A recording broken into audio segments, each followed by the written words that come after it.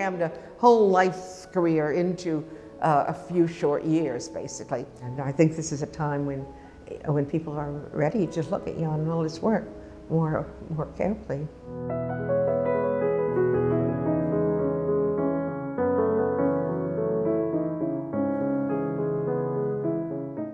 Jan Müller was born in Germany, and his father was very active in politics there. And by 1932, it was too dangerous for him to stay in Germany.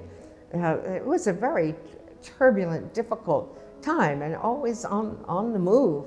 And when he got to the south of France, to Collioure, that seemed to him a kind of paradise. And there are a number of landscapes that he did later that are based on that French south of France landscape with an aqueduct going across the landscape. And he always talked about it as a very ideal, his kind of Eden.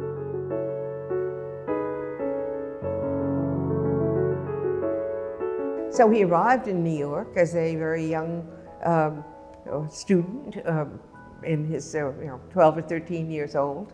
Eventually ended up enrolling in the Hans Hofmann school. He started as doing these small abstract works. People refer to them as mosaic paintings, which are simply small color squares with a lot of interrelationship, as Hofmann used to say, push and pull between the things that advance and recede. He worked in a number of part-time odd jobs when he was a student, and one had to do with film cutting, that he was very fascinated by film. When Jan was 10 years old, he was interned in an internment camp in France, and there he developed rheumatic fever, which left him permanently with a bad heart, which was to come back to haunt him later when he was in the United States. When they replaced his heart valve, you could hear it ticking. If you were in conversation with him, you could hear that. And he could hear it all the time. So he painted under the, well, it's hard to even imagine how you would feel if you were trying to work and had this sense of time passing. So he must have just worked, almost in a demonic fashion, and he wanted to, in a way, holding on to life as best he could through the paintings. His need to get this out and show what he was feeling, it was very urgent, and I think we can relate to that maybe at this time now.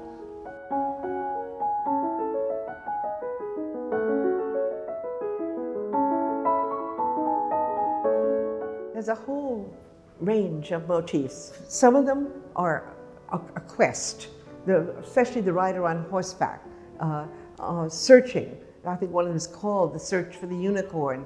And the only way you can capture a unicorn was with the lure of a pure maiden.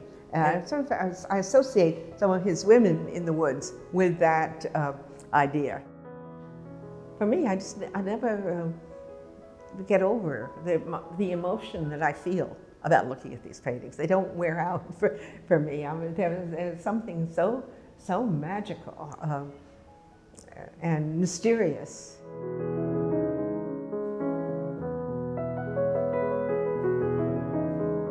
Well, you can find many sort of meanings for paths, and I take it on multiple levels. It had to do with, at least in part, with his escape through the mountains and on paths that went circuitous ways.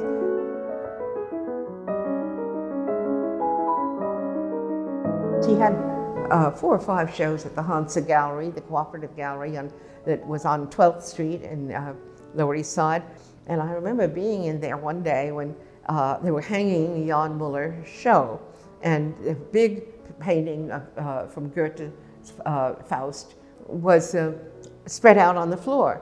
And Ivan Karp said, "That painting is going to hang in the Museum of Modern Art."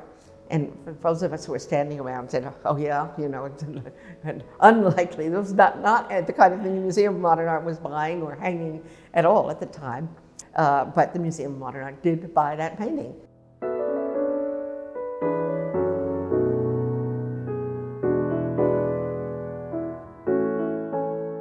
Once the excitement of abstract expressionism died down, that this was going to take its place. This would be the next thing. The artists who had formed a merger, in a sense, between fundamentals of abstraction and representational painting.